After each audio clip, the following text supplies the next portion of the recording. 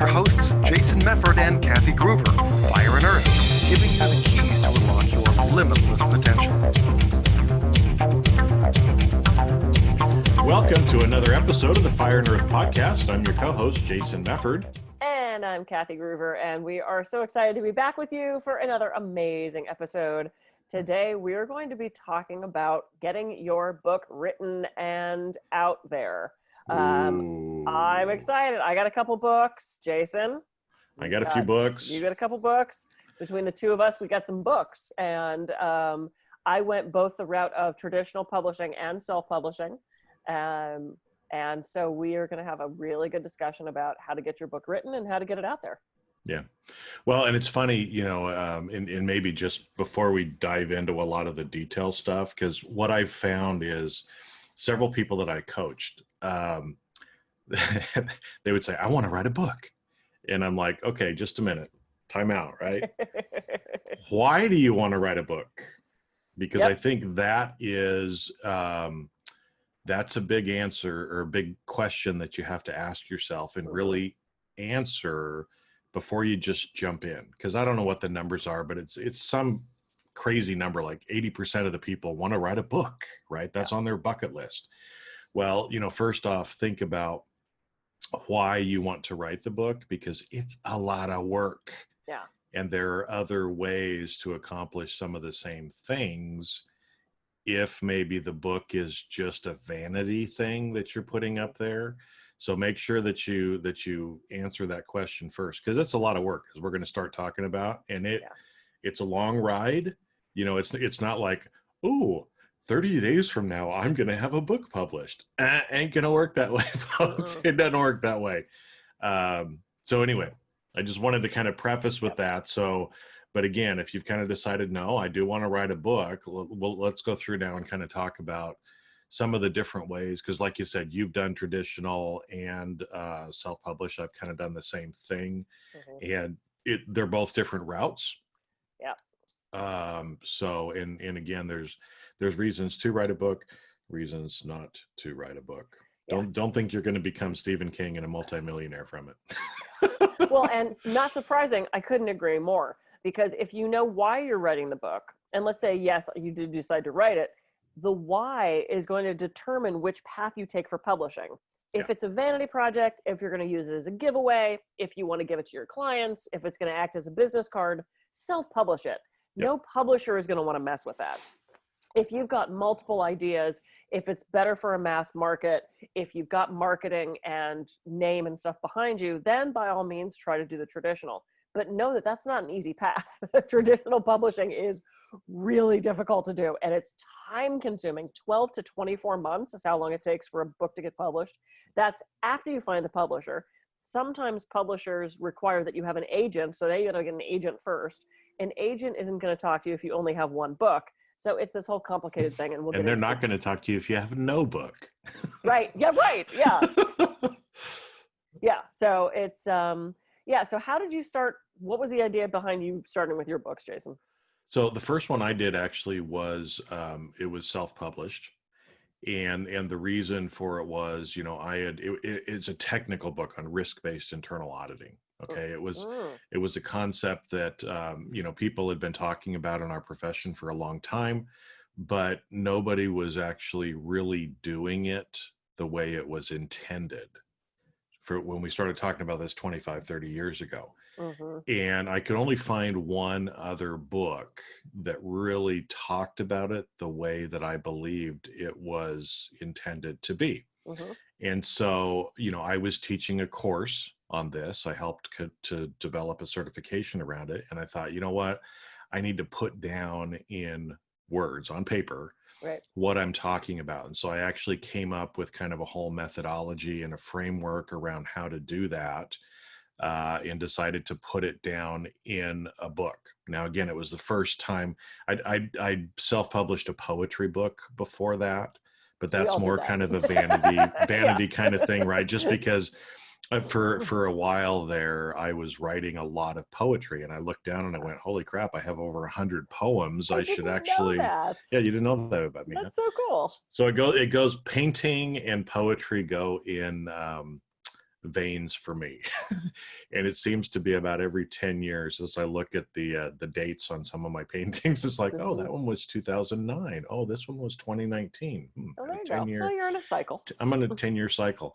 But no, because I just wanted to be able to get it down on paper and kind of use it as an additional revenue stream for some of the trainings that I taught, to be able to give it away as a giveaway or use it as a lead magnet into doing the training with me in corporations.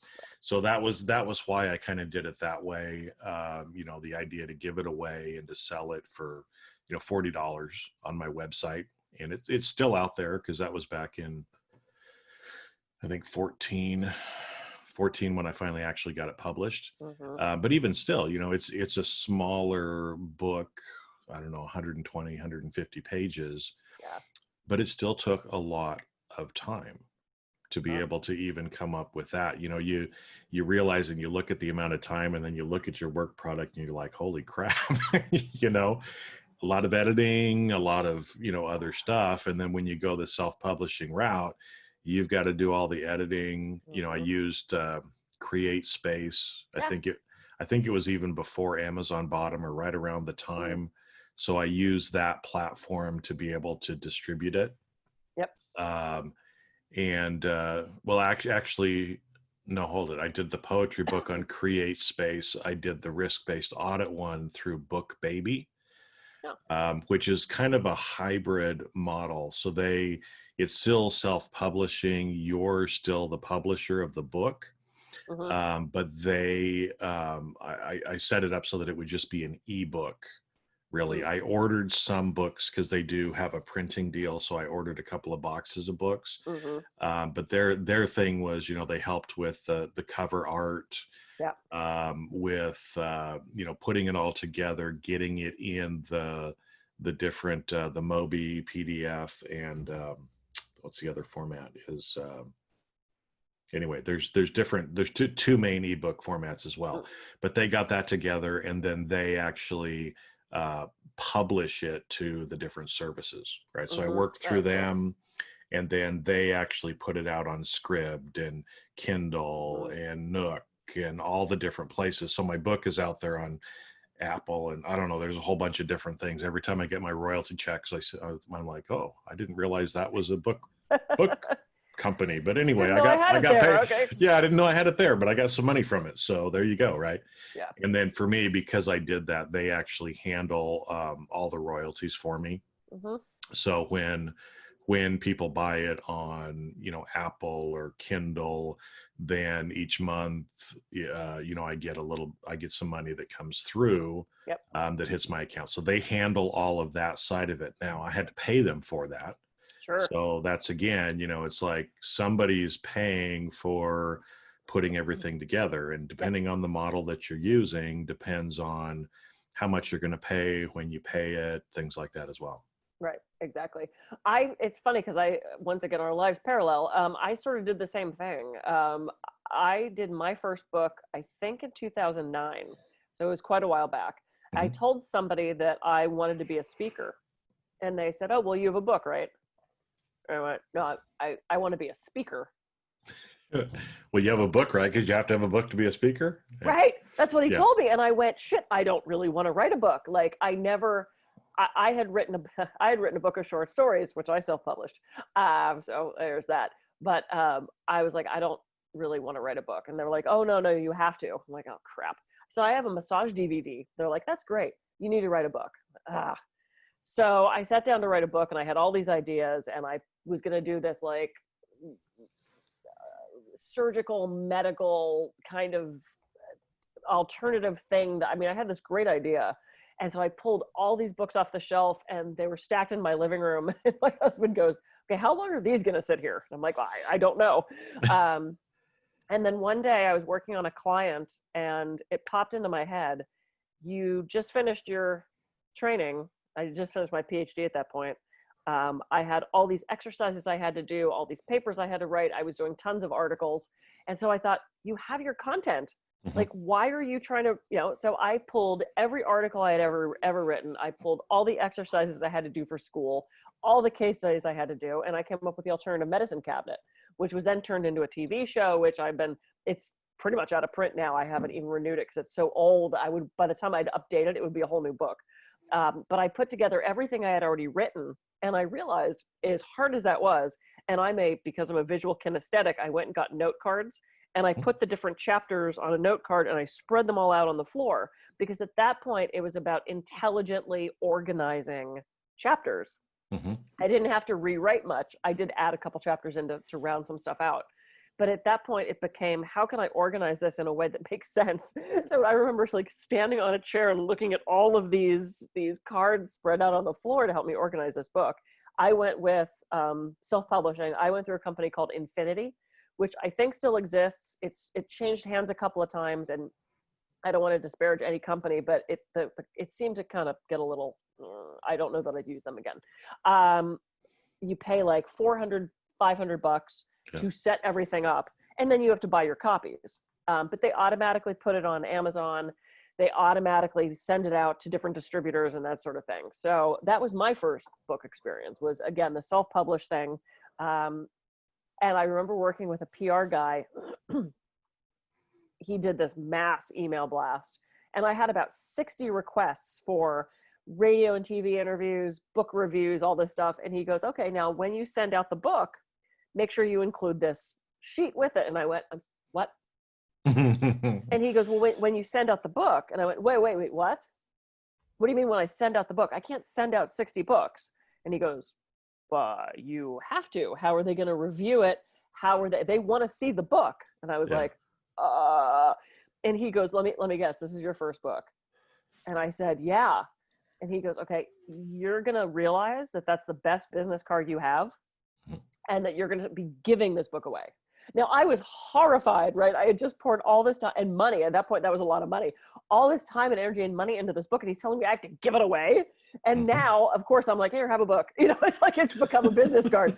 But he was so right. And I thought he was just this arrogant, like, oh, you'll be giving it away. It's like, no, I do now. Again, that one's out of print, but it's true. It became one of the best business cards. And I don't know if you found this to be true as well. The second you had a book, did everyone just think you were more important than you were before you had the book? Which is ridiculous, because I knew nothing more before the book than after the book than before the book. And then when you have more than one book, they're like, you're a genius. It's like, no, I just wrote. No, it's the same thing there is. And that's why, in the speaking industry or other places like that, people push so hard for you to have a book. I remember Brian Tracy told me one time too, he said that he calls it BB and AB, kind of like BCAD. He's like, there was my career before book, there was my career after book, right? And this guy's written, I don't know, he's like 70 or 80 books now, something crazy, right? Not even sure how that happens. Well, I know, but we won't talk about it today. But so there's kind of the different routes. So again, if you're going to go the self-published way, again, realize you're going to make an investment, right? Yeah. So again, I haven't self-published a book in that way in a while. So if you're interested in that, research, find out which companies are out there, which ones are still doing it. Like I said, I think BookBaby is still doing it because they're still paying me. Yeah. But there's other options, and I don't know what those other options are. But do your research, but realize if you're going to self-publish a book, you're going to probably invest anywhere from $500 to maybe $2,000 in cash cost, right? To be able to get it set up, do the cover, get it ready for publishing. If you're going to buy hard copies of your books, but realize that's going to be an investment that you're going to make. Now, another way that a lot of people are doing self-published books now is there are book coaches that actually pretty much kind of walk you through the whole process. They do all of the back end stuff for you. You're still paying for that. And I think the going rate on those is somewhere between $10,000 to $15,000. Yeah. But what they do is most of the people, if they're good at what they do, they get you to best selling status. Okay, so there's a lot of companies out there that do the best selling status. So just be careful, but realize what it is. They know kind of how the algorithms and everything work, and they publish your book on a particular day. They do some other stuff to drive more traffic to it. And so for a few days, your book does very well, and then nobody knows about it, right? Can I tell you how much I hate that? Can I just really express, for those of you who aren't watching this, my eyes were rolled back so far, I thought I was gonna have to press my tongue down to stop a seizure. I hate that so much in every cell of my being, because you're not a bestseller. You sold it for a nickel for a day on Amazon and you got a sticker. That drives me batshit. I hate that. It is, and anybody that knows looks at that sticker and goes, I know what you did. You gave your book away. I mean, that is not, you're not a bestseller if you do that. I'm sorry. I'm sorry. I'm sure I'm insulting somebody, but that does not make you a bestseller. It drives me crazy. That is gaming the system, and I don't like it. So just beware, because like I said, there's a lot of people that are out there. So, but just realize what you're getting into. For some people, that might work, right? I mean, but just realize, again, somebody pays for all the work that has to be done. Yes. The difference between you paying like $500 to $2,000 is you're doing most of the work. Right. If you hire a coach or another company like that, they're doing more of the work for you. So obviously you have to pay them for their time and effort as well, right? That seems like a lot. And the last two books I didn't take to my publisher because they were little. It was Conquer Your Stress at Work and Workplace Wellness. They were maybe 60 pages. My publisher's not going to touch that. So I went through CreateSpace, which is now KDP on Amazon. So easy. If you're going to self-publish, please, please, please, please, please get an editor. Don't get Crazy Uncle Joe to do it unless Crazy Uncle Joe is an editor. Don't get a friend unless they're an English major and they know what they're doing. I have read so many self-published books that desperately need editing. There's typos and there's spelling errors and there's a sentence that takes up an entire page. Please, please, please have it professionally edited. Make sure you choose a good cover. It is important. It's not going to be on a shelf somewhere probably, because when you self-publish, it's incredibly difficult to get into bookstores. So if you dream of having your book in a brick and mortar store, unless you go to individual bookstores, like we have one here in town called Chaucer's, if you are a local author or a self-published author, you can take your book to them. They do a 60-40 split, which sounds great, except when you realize you purchased your book for 50%. So you're basically getting like $1 per book. It's not a way to make a lot of money. And I think people assume that because I've written books, I sit at home and I record my podcast and I play with my cat and my guinea pig and I just rake in the dough. No, the money just rolls in. Just rolls in. I got my last royalty from KDP was $1.39 for a couple audiobooks. This is not a big money maker. You're not going to be the next Stephen King or J.K. Rowling, or it happens for very few people. But books do serve another great purpose. Jason, what is that? Books? Well, I like to read them. There's that. Okay, so they give you credibility, right? That's what That's the main thing, is it gives you credibility, and it allows it like we were talking about before. It's a glorified business card or kind of a lead magnet. So if you're in the online space, a book can often act as a great lead magnet just to get people used to you and some of your concepts and things like that, right? It's a way for them, if they go out and they pay, $3, $5, $50 for your book, it gives them an opportunity for a low price point to get to know you. Right. Exactly. But and that's why, again, we started off with, why do you want to write a book? If you think you're going to be a millionaire sitting at home in the lap of luxury, ain't going to happen, folks. Yep. But your book can serve you in warming up people or being able to use it for a way to go to other higher ticket things, right? So it's the same thing like with speaking. If you're charging $2,500, $5,000, $10,000, $25,000 for a speech, right? That's where your book ends up. You don't make money on the book. You make money on the other services that you provide. Your book is just a way to help give you credibility. Yeah. Though I have to say, the way I sell most copies of my book are back of the room after I talk, because everybody's jazzed. Everybody wants a piece of you. And I remember speaking at a women's luncheon in Dallas. I have never seen so many beautiful, well put together women in my life. The hair, the makeup, the purses, everybody was just so beautiful. The shoes, like nobody missed a beat on this. And I was speaking to, I think, maybe 150 women. We had a blast. We laughed the entire time. It was rowdy. It was fun. And I brought a bunch of books with me. And at the end, the line was through the restaurant where they had the luncheon, waiting to get my books. And I would have people, because at that point, I think I brought 5 of them, and they'd go bloop, bloop, bloop, bloop, bloop. I'll take all of them. And I sold so many. And I said to one woman, like, well, those 2 are pretty similar. She's like, I don't care. I've had people say, I'm never going to read these, but you're amazing and I want your books.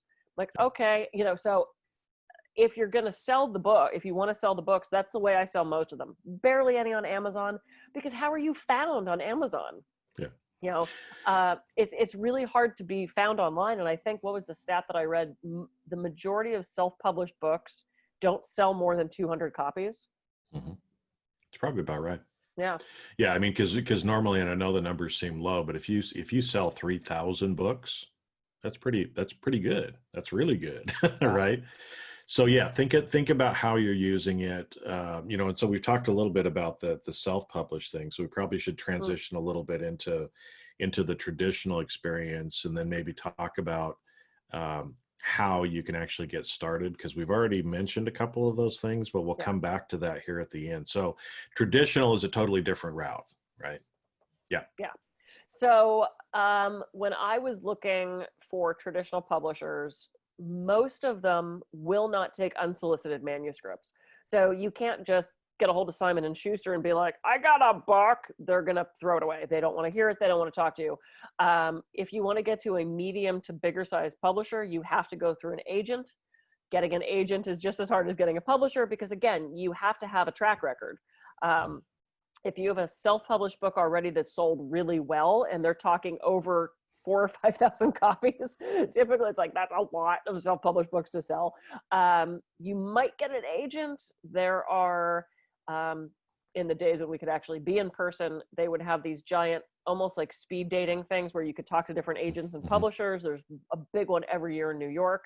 It's very expensive to go to, but if you get your agent or your publisher out of it, it's worth it. When you go to a traditional publisher, if they take manuscripts, they don't want to see the whole manuscript right off. They want a cover letter. They want a 30 to 50 page, what your book looks, a summary of the book. They want to know possible titles. They want to know how you're going to market it. They want to know 5 other books in that industry that are competition. They want to know your social media and marketing plan. They want to know your mailing list. Because they are not going to sell this book for you. You still have to do the work. And I've heard so many people say, I'm going to get a big advance. Not anymore. Nope, not anymore. And remember, even if you do, let's say they give you a $5,000 advance. It's an advance. You have to pay that back. Yeah, you earn it out of your future royalties. It comes out of your future royalties, and royalties typically come only a year. Sorry, falling out there. Only come a year after you sell the book. So anything you sell the first quarter of the year, you're probably not going to see till fall. And you've got to now pay that $5,000 back off those royalties. So you might not see royalties for 5 or 6 years, depending on the book. So it's not an easy path. I was very lucky in finding my publisher. Very, very lucky. I hit just at the right time. And they actually republished some of my self-published books, which is also unheard of. That rarely, if ever, happens. So I really lucked out with that. So and I know you did the traditional publishing as well. So yeah. Well, and I was going to say, because kind of from what you just talked about too, one of the important points that people probably skipped over is, even if you go with a traditional publisher, you still have to sell your book. They're going to market, they're going to publish it, they're going to put it out in different places. But if you're not doing things to market your book, just because it's sitting on a shelf in Barnes and Noble doesn't mean anybody's going to buy it. Right. And so, you still have to do the book tours, the different, whatever marketing you're going to do to be able to help push that book. Right. Yeah. As well. And again, it's still not a guarantee that you're going to sell a lot of copies. Yeah. And royalties are very low. I know my ex wrote multiple books, and a lot of them came from a traditional publisher. And I remember reading the contracts and thinking, wow, that this, all book contracts that I've ever seen, and my attorney told me this when I showed her my book contract. She's like, I've never seen a book contract that benefits the author. It's it's all about the publisher. I mean, they'll give you 5 author copies, and you're like, that's mom, that's one for me, that's like, give me 20 author copies. And they're so loath to do that for you, for things like promotions. So you're probably going to have to buy your own books to give them to the PR people. Why do we do this? Well, that's why I started off with, why do you really want to buy a book, or why do you want to write a book, right? Exactly. And I'm working on my 8th, and now I'm going, I don't want to do this anymore. I don't want to, Yeah. So with me, one of the other routes that I went, it was a little bit different, traditional publisher, but it was a textbook kind of an idea, right? So in internal auditing, there's a book called Sawyer's Internal Auditing. It was written many, many years ago, but it's gone through different revisions and versions. And so I was asked to help contribute to the 7th edition of that book. And so it was effectively, there were, I don't know, 10 or 15 of us that, the book was broken up into different chapters. Yeah. And we kind of worked on different parts of the book that were topic related to our area of expertise. Right. That's cool. Okay. And then, but again, traditional publisher. So there was the whole, book outline. There was somebody who was really kind of the editor and the subject matter expert trying to pull, herd all of our cats, all of us cats together. Yep. And make the book flow. But with that, there's a lot of back and forth. And even on that, I expressed a lot of concern that what I felt like I needed to say was going to be watered down in the editing. So I almost didn't even do the book, but got some assurances and knew a couple of people that would be editing it. At the end of the day, it was 90% of what I had hoped for, right, which was good. Now that was one where, because of the nature of the book, the publisher was really paying us a flat fee up front, and we were giving them effectively the IP so that they can make the money on the back end. Right. So I got some money up front for it. Economically, it wasn't worth the time that I put in, but because of the prominence of that book in my industry, I wanted my name in the list of authors. Yep. So I went ahead and did it. I didn't do it for the money. I did it for the industry credibility. Yeah, that's an amazing opportunity. That's really cool. I think I probably would have done it as well. I want to go back to something you said, that you were concerned about having your stuff watered down in the editing, and you lose so much control when you go with a traditional publisher. And I remember being at one of my first conferences. I was just there as an attendee, and there was a woman sitting next to me, and she had this stack of books. And I said, "Oh, did you buy these here? Is there a place to buy books?" And she goes, "Oh, no, I wrote these." And I went, "Whoa." So smartest thing ever. Everybody that walked by stopped and asked her about those books. She sold every single book she brought. So I looked at her books, and she had 2 that were traditionally published by big publishers and 2 that were self-published. And this is before I wrote any of my books. I was so green. I didn't know anything. And I said, "Oh, so can I ask you about the publishing of this?" She goes, "Absolutely." I said, "So I'm assuming you wrote the self-published ones and then later you got a publisher?" She goes, "Absolutely the other way." I said, "Really? Why would you give up a big traditional publisher to self-publish books?" I said, "That seems really weird to me." And she said, "Kathy, the 3rd book I wanted to do, it was going to be 30 months out from publication. They wanted to change the title. They wanted to change the headshot. They wouldn't let me do footnotes." She said, "It was no longer my book, and I pulled out of the contract." Yeah. She said, "I self-published it in 6 weeks with my title, with my book. It was my book." She said, "I'm a control freak. I'm time sensitive. I was not going to wait 30 months to get barely paid for a shitty book that wasn't even mine anymore." And I was like, oh. Yeah. And Michael dealt with that too, with a cover that was so horrible. I mean, they made choices and then got mad that he wanted to argue with the choices. I mean, it's just, so I've heard horror stories about working with publishers. So just to throw that out. Yeah. So if you want more control, go the self-publishing route. The other thing too, is kind of that cautionary tale is if you're going to go with a traditional publisher, make sure you actually review the contract, because sometimes you're effectively, signing over and they are buying the IP from you. Yep. And so you don't really have any control about doing anything with that in the future. Yeah. Right. Yeah, absolutely. Have an attorney look it over. I got a literary attorney. I think she charged me $500, which might have been more than I ever made in royalties. But she fixed. I mean, there were parts where she's like, "This isn't right," and you got to fix that, and please have someone look it over that knows what they're doing. Yeah. Well, so then if we transition a little bit into kind of how to write it, and we've already kind of told you this, and you don't even hardly realize it, right? But there's different ways to write it, but just like what Kathy did, just look at what you already have, right? So a lot of books are written based on people's blogs. Yep, Well, if you've been a blogger for a while, you've got a lot of content. Mm-hmm. Kathy, you had all your stuff from your PhD program. That risk-based audit book, that was based on a 5-day training that I had already developed. Okay. Yep. So I pretty much already had the outline. I just had to explain in text what I was normally explaining in a 5-day training session. So you already kind of have the outline. So look at what there is that you already have. And then, like you said, you can put them on, note cards or whatever, lay them all out, and you've already got kind of the outline for what it is that you're going to do. Another way that people do it as well is you can just kind of journal a little bit every day. Mm-hmm. So one of the books that I'm reading right now, just from the reading, from the writing style and the way the book is actually set up, I could tell that it's kind of 3 parts to it. They're very small chapters. Mm-hmm. And what it appears is he probably sat down and wrote for half an hour or an hour each day. Okay. And because a lot of it was kind of experiential. It was what he was going through, what he was feeling, the experiences that were going on.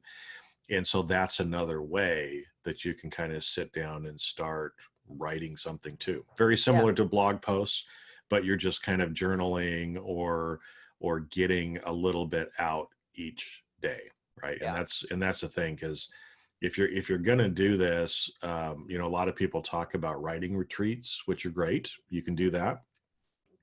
But it depends on kind of your writing style as well. Mm-hmm. But showing up and doing a little bit each day is better than thinking, oh, I'm just going to cram everything into a week.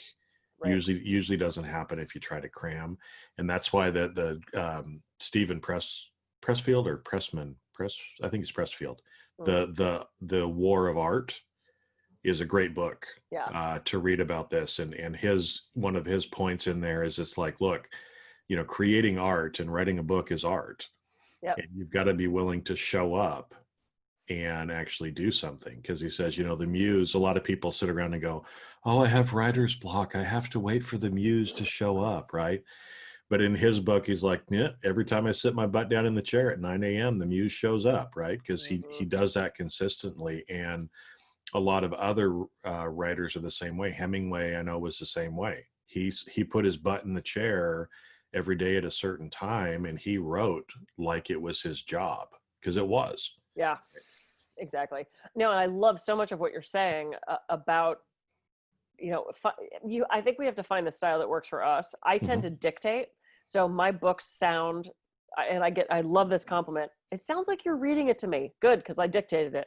I'm not one to sit down as fast as I type. My brain and mouth works faster than typing. So I tend to dictate. I wrote my last book driving to and from LA to go do trapeze, because I'd click on the recorder and I would translate stuff. I mean, you can use something like Temi. I actually use the notes feature on the phone, which is good until it goes ping, and then you realize it stopped you mid-sentence and you don't remember what you were saying. So there's a lot of great ways you can dictate it. I've suggested that to so many people and they love that idea. I am not a sit my butt in the chair every day at the same time to write and it happens. I don't work that way. I get the urge to write and I'll sit down and I'll tear out an hour or two. and then maybe it won't happen for another day, a couple days. The only time I had to force myself to write was when I was doing my dissertation, and I hated every second of it. Because you I had a was on a deadline. time crunch. Yeah. Oh, I had a time, and I hated it. And I remember sitting there typing and going, I can't write anymore. And Michael would come up behind me, he put his hands on me, and he goes, I think you have to. And I'm like, I know. And he'd hand me wine, and I'm like, okay. Like, Go back. I actually thanked wine and iced tea in the intro to my dissertation because it got me through. It's like, because I had to write, and I hated it. And I hated the style of that. It was so stilted, and you couldn't say I, and you couldn't say, write the way you enjoy writing. Mhm.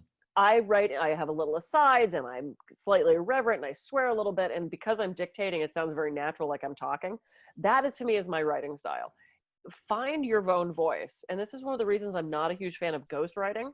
To me, it's like, if you have something to say, then just put it down and say it in your words, in your tone. I don't quite get the idea of someone else writing your stuff then, because you didn't write it, but that's a whole other thing. Well, and like you said, there's a lot of different options now because we can actually dictate. Mhm. There's a lot of technology that can do that. You can transcribe anything. So, the same thing, even like with podcasts or Yeah. videos that you're doing, you can actually get those transcribed. There's several different services, like I know Temi is one. I use rev.com, Mhm. where you can either for 10 cents per minute, I think it is. It's something like 10 cents a minute if you have the computer do it, or $1 a minute if you actually have a human go back and kind of edit it. Yeah, Temi's much cheaper. Is Temi even cheaper than 10 cents per Oh minute? yeah. Okay. Yeah. Yeah, so you can get it. Most of the time it's run through a computer, so there is going to be some editing that you're going to have to do. Pretty But accurate though. yeah, it's still pretty accurate. It's 90+% accurate. It may get some of the context things wrong or stuff like that, but it's still pretty good and easy, at least then if you're more of a talker than a typer, then there's another option for you to do it. Yeah, exactly. I was dictating because I've got a Mac, and so I hit command twice and I can dictate anything into my computer and it changes it into words. And I do my mini meditation, which is inhale, I am, exhale, at peace, and that's what I was dictating. And repeat, I am ass peace. Like, that's a whole different meditation. Ass Yeah. piece. Inhale. Or I thought it was going to be something about 8 P's or something like that. No, I am ass piece. I'm like, oh, okay, that's a different kind of thing. Anyway, this is now been a 45-minute show, so we should probably stop talking. All right. But yeah, hopefully, again, for anybody that, if you're interested in writing a book, and I know most people are, ask yourself why do you want to do the book? Realize what the more likely outcomes will be from doing it. Yep. Get rid of some of the beliefs of, oh, I'm just going to be a millionaire and sit on the beach, when I write my blockbuster. It happens to very few people. Yeah. It could happen to you. That might be in your karma, but it's for most of us, books are a way to just add credibility to what you already do, and use that as a way to leverage the other products and services that you're actually offering. And to share knowledge and help people. I mean, let's not forget that part. The other reason I wanted to write books is to reach more people and share what I know about stress reduction. And I know you wrote to help them get through the audit stuff that you do. So, we don't want to gloss over this whole helping people thing. Yeah, the whole helping part. Yeah. And, well, I was just saying, and when you know the why, that helps inform whether you're going to do traditional or self-published. So I was going to throw that in. Yeah, or even at the end, because I was going to throw in too that I forgot before is, I went back and looked at that book that I wrote back in 2014 and thought, I probably should update that. Mm-hmm. But then again, I looked at the why. What am I trying to do? I'm trying to help people. I'm trying to get content out to them faster. And so for me, instead of, doing a revision on that book, I actually created a 30-hour course. Online course instead, right? So I chose to go that route, to provide the information to people in a video format online course instead of a book. Right. because I could do that quicker. Yep. Right. And I felt like, again, it was a better learning environment for people. And, I could charge a lot more for that than I could for the book too. I agree. Yeah. And so there's other options like that as well. So don't feel like you have to do the book. There are some other options out there as well. But. That's absolutely true. And we can have an entire segment on doing online courses because I have one and it's failed miserably. And I don't know why. Yeah. It's a hard business. Yeah, I know. I think I did it too late. Anyway, timing is everything. Anyway, oh my God, this has been so fun. But here's the other thing. Don't think about it as writing a book that's really intimidating. Write a sentence that turns into a paragraph that turns into a chapter, and then you have a whole book. It's the whole eating the elephant. We have to bring the elephant back in. Eating the elephant in one spoonful at a time. So got to have an animal in every episode. Exactly. Yay, animals. Okay, so this was great. Go out, write your book. Let us know how it goes. Let us know if you have any questions. We could both help you through this. I'm Kathy Groover. I can be reached at kathygroover.com. And I'm Jason Mefford. I can be reached at jasonmefford.com. So go out and we'll see you on next week's Fire and Earth podcast. Have a great week. Yes.